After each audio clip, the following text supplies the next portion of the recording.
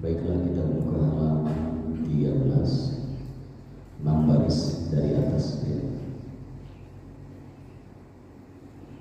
Qala al-mu'allif rahimahullahu ta'ala wa adaman naf'a bihi wa bi ulumihi bid daraini amin. Qala rabbi shrah li sadri wa yassir li amri wa hlul 'uqdatam min lisani yafqahu qawli bijahi sayyidina Muhammadin sallallahu alaihi wasallam. Waruya, dan diriwayatkan, annahu sallallahu alaihi wasallam qala, sesungguhnya Nabi Muhammad sallallahu alaihi wasallam bersabda, kataballahu maqadirul khalaiqi kullaha. Allah Subhanahu wa ta'ala telah menentukan segala ukuran para makhluk, kullaha, seluruhnya, qabla an yakhluqas samawati wal ardh, sebelum Allah ciptakan 7 lapis langit dan bumi. Semua ukuran para makhluknya itu seluruhnya Allah sudah ciptakan sebelum Allah ciptakan 7 lapis langit dan bumi. Bi khamsina alfa amin, dengan jarak 50.000 tahun sudah Allah tentukan.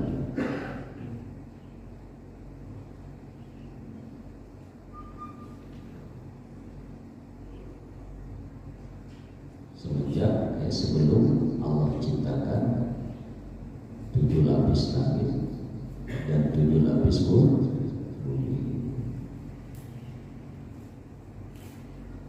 Dalam bahasa samawat ini jamak. Kalau wal ardo mufrad ya. Mestinya kalau dalam grammatika bahasa Arab jamak kemudian jamak atopnya. Tapi ini ya, karena bahan penciptaan langit berbeda-beda dengan bahan penciptaan bumi, tapi lapisannya sama. Langit itu ada 7 lapis, bumi juga ada 7 lapis. Dan tiap satu langit itu dijaga oleh satu malaikat. Allah ciptakan 7 malaikat, masing-masing langit ada terdapat pintu. Langit-langit itu ada nama-namanya, dari lapisan 1 sampai lapisan 7. Langit pertama namanya langit dunia, karena dekat dengan dunia. Langit kedua namanya langit al-mamur. Langit ketiga namanya langit harbut. Langit keempat langit az-zahir. Langit kelima langit al-mushirah. Langit keenam langit al-khalisah. Dan langit ketujuh namanya langit an-nabiyah ya. Jadi kembali, ukuran-ukuran makhluk seluruhnya itu sudah ditentukan oleh Allah Subhanahu wa ta'ala sebelum Allah ciptakan 7 lapis langit dan bumi dengan jarak 50.000 tahun. Wa qala sallallahu alaihi wasallam, dan bersabda Nabi Muhammad sallallahu alaihi wasallam, la yu'minu 'abdun hatta yu'mina bi arba'atin. Tidaklah beriman seorang hamba, laki ataukah perempuan, sehingga hamba itu beriman dengan yang 4. Pertama, yashhadu an la ilaha illallah wa anni rasulullah. Hamba itu bersaksi sesungguhnya tidak ada Tuhan yang wajib disembah dengan sebenar-benarnya melainkan Allah, Dan hamba itu bersaksi, sesungguhnya aku, kata Rasul, adalah utusan Allah. Yang kedua, ba'atsani bil haqqi. Ya. Ba'atsani bil haqqi. Hamba itu beriman Allah Subhanahu wa taala membangkitkan saya, kata Rasulullah, bil haqqi, dengan sebenar-benarnya. Dan yang ketiga, wa yu'mina bil ba'si, dan hamba itu beriman dengan hari pembangkitan, ba'dal mauti, setelah kematian. Dan yang keempat, wa yu'mina bil qadari khairihi wa syarrihi, dan hamba itu beriman dengan takdir Allah, baiknya dan buruknya. Jadi tidaklah beriman seorang hamba laki ataukah perempuan sehingga hamba itu beriman dengan yang empat. Pertama, bersaksi sesungguhnya tidak ada Tuhan yang wajib disembah dengan sebenar-benarnya melainkan Allah, dan hamba itu bersaksi sesungguhnya aku adalah utusan Allah, kata Rasul. Juga Allah Subhanahu wa taala membangkitkan aku, kata Rasul, dengan sebenar-benarnya. Dan hamba itu yang ketiga beriman dengan hari pembangkitan setelah kematian. Dan yang keempat, dan hamba itu beriman dengan takdir baiknya dan buruknya dari Allah Subhanahu wa taala. Di saat seorang hamba berbuat baik, itulah takdir buruk. Di saat seorang hamba itu berbuat keburukan, di saat seorang hamba berbuat baik, itulah takdir baik. Seorang hamba yang beriman berbuat kebaikan, itulah takdir baik. Dan di saat seorang hamba berbuat keburukan, itulah takdir buruk. Di saat nanti seorang hamba laki atau perempuan mati dalam keadaan beriman, itulah takdir baik. Di saat seorang hamba meninggal dunia dalam keadaan kafir, maka itulah takdir buruk. Jadi mati dalam iman takdir baik, mati tidak beriman takdir buruk. Ta'atu, maka ta'at, kepatuhan, wahia ma yusabu bihi, yaitu suatu perbuatan yang diberikan pahala dengannya. Jadi ta'at itu adalah perbuatan yang diberikan pahala oleh Allah Subhanahu wa taala. Bi qada'illahi ta'ala, dengan ketentuan Allah Subhanahu wa taala. Wa qadarihi, dan takdirnya Allah Subhanahu wa taala, bil azali ayil qidami, semenjak azalnya, ayil qidami, ya. Jadi dari semenjak azalnya, qidam, ya, semenjak sedianya, ya. Jadi sudah Allah tentukan bahwa perbuatan taat itu diberikan pahala oleh Allah Subhanahu wa taala.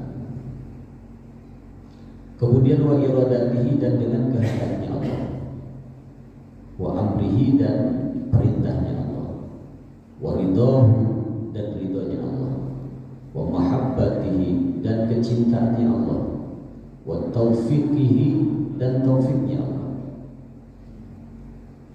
Taufik itu jalur kuat lil ibadah, diberikan sampai itu kekuatan untuk ibadah, untuk melakukan taat kepada Allah. Wa takhliqihi, dan penciptaannya Allah. Qala ba'duhum, berkata sebagian mereka ulama tauhid, al-qada'u, yang dimaksud dengan qada', ya ketentuan Allah, adalah iradatuhu, kehendaknya Allah Subhanahu wa taala. Iradatul azaliyatu, yang azaliyah, ya, al-azaliyah, ya, yang semenjak azali, semenjak sedia al-muta'alliqati yang berkaitan bil asya'i dengan segala sesuatu. Sedia itu maksudnya terdahulu, ya Allah itu kan ada tanpa ada permulaan. Berkaitan bil asya'i dengan segala sesuatu, ala ma hiya alaihi, atas yang sebenarnya. Wal qadaru, dan takdir itu adalah ijaduhu, penciptaannya Allah Subhanahu wa taala. Ia akan segala sesuatu, ala ma yutabiqul ilma, atas sesuatu yang menyesuaikan ilmu Allah Subhanahu wa taala. Fal qada'u, maka ketentuan Allah Subhanahu wa taala bimanzilatil asasi, dengan kedudukan pondasi. Wal qadaru, dan takdir bimanzilatil binai, dengan kedudukan bangunan. Wal qada'u bimanzilati alatil kaili, dan qada itu adalah kedudukan dengan alat takaran. Wal qadaru bimanzilatil bimanzilatil makili, sekedudukan dengan barang yang ditakar. Wal qada'u, dan ketentuan Allah itu bimanzilati ma uidda dilupsi, sekedudukan dengan bahan yang dipersiapkan untuk dipakai. Wal qadaru, dan takdir itu bimanzilatil lubsi, sekedudukan dengan pakaian. Wal qadaru, dan ketentuan Allah itu bimanzilati taswiril naqasi, sekedudukan dengan gambar dari seorang pelukis.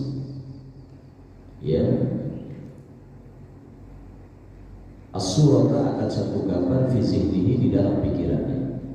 Wal qadaru, dan takdir itu bimanzilati rasmiha, dengan kedudukan gambarnya.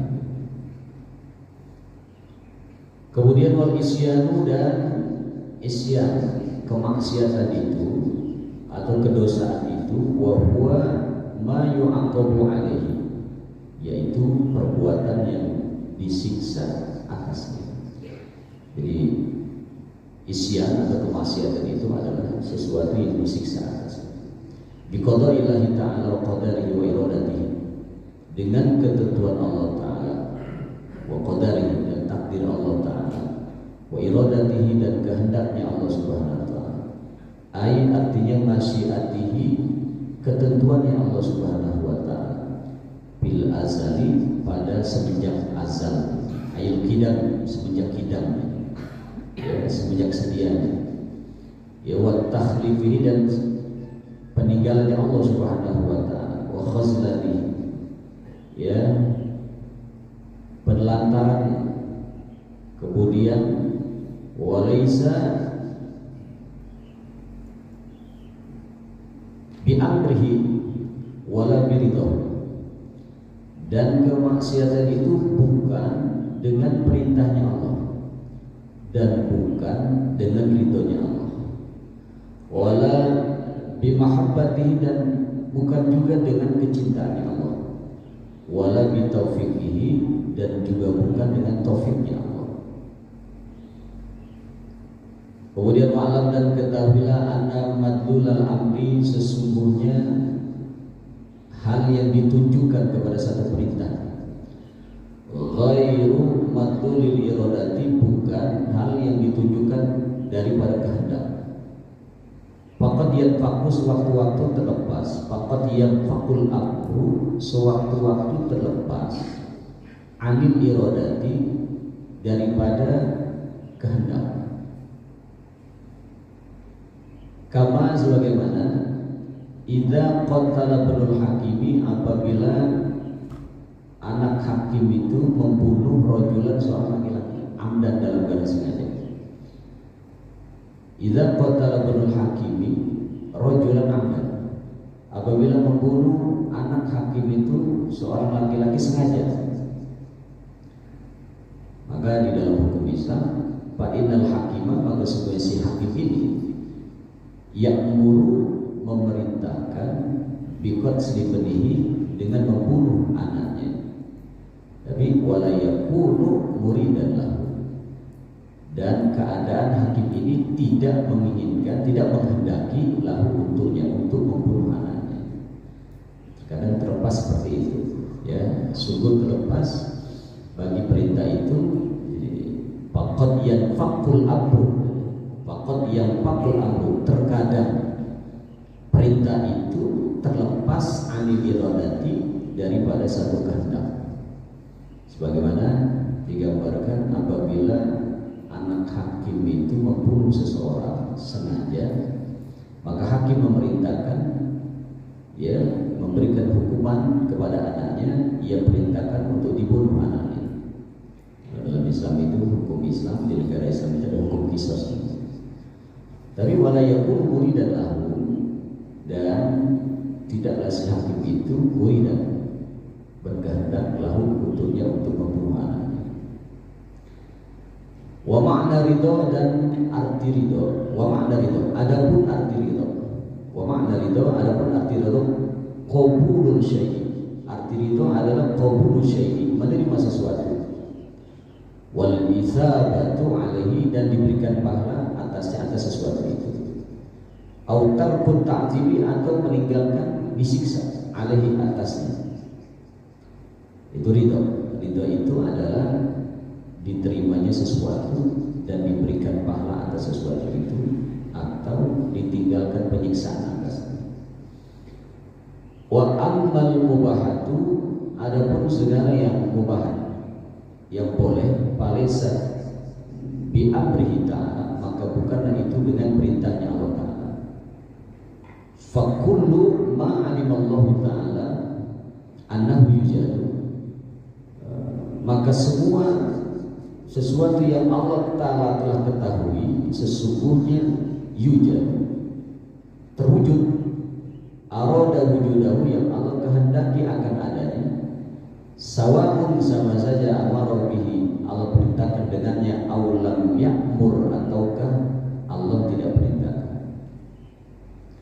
Suma'alam, kemudian ketahuilah, anal kafiro, sesungguhnya orang yang kafir, ma'murun bil amali, diperintahkan dengan amal, kama huwa ma'murun bil iman, sebagaimana orang kafir itu diperintahkan dengan iman.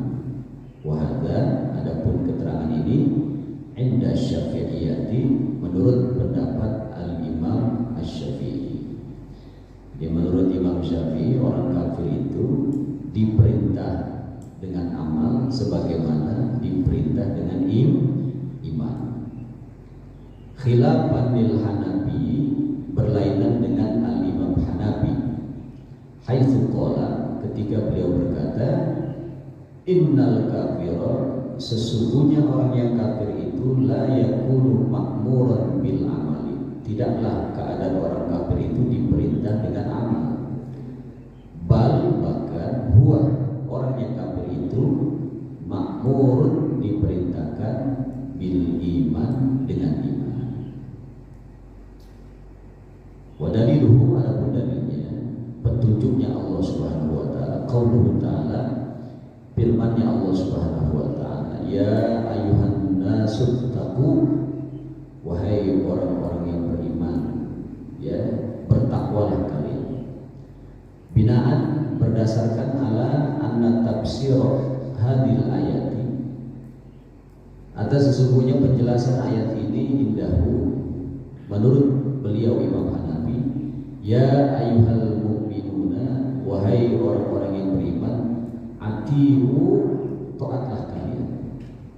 Wa ya ayyuhal kafiruna aminu, wahai orang-orang yang kafir, berimanlah kalian.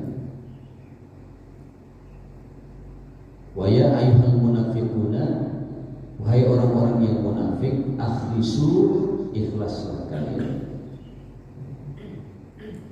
Maka fa innan nasa ala salasati asnafin, maka sesungguhnya manusia itu terbagi atas 3 bagian. Manusia dibagi atas 3 bagian. Pertama, ya, mukminun Mukminun mukhlisun. Pertama, orang yang beriman yang ikhlas. Ya, bi imanihi, di dalam imannya. Wa huwa alladhi, siapa itu mukmin mukhlis? Orang iman yang tulus.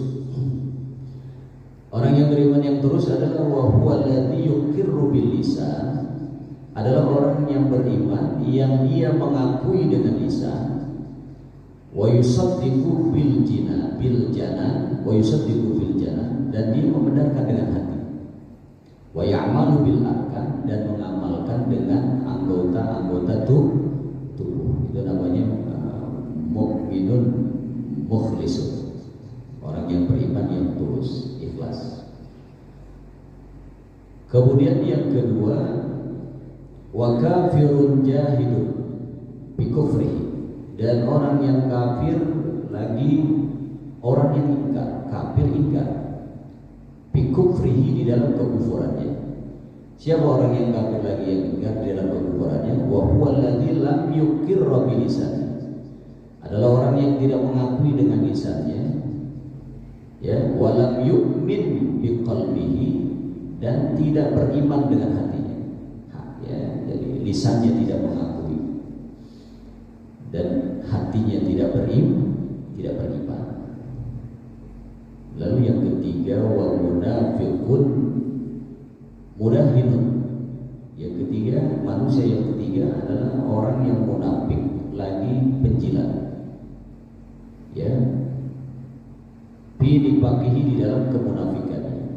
Siapa itu munafik yang penjilat? Wa huwa alladzi aqarra bi lisanihi, yaitu orang yang mengakui dengan lisannya, tapi walam yu'min bi qalbihi, dan tidak beriman dengan lidahnya. Wadahana, dan dia menjilat, artinya mengambil muka, ma'al mu'minin, ya, bersama atau di hadapan mereka orang yang beriman. Di hadapan orang beriman dia mengakui, tapi padahal hatinya tidak beriman. Itu namanya munafik mudahin. Dia mengakui dengan lisannya, padahal hatinya tidak beriman. Ini saja yang bisa disampaikan. Mohon maaf atas segala kekurangan. Assalamualaikum warahmatullahi wabarakatuh.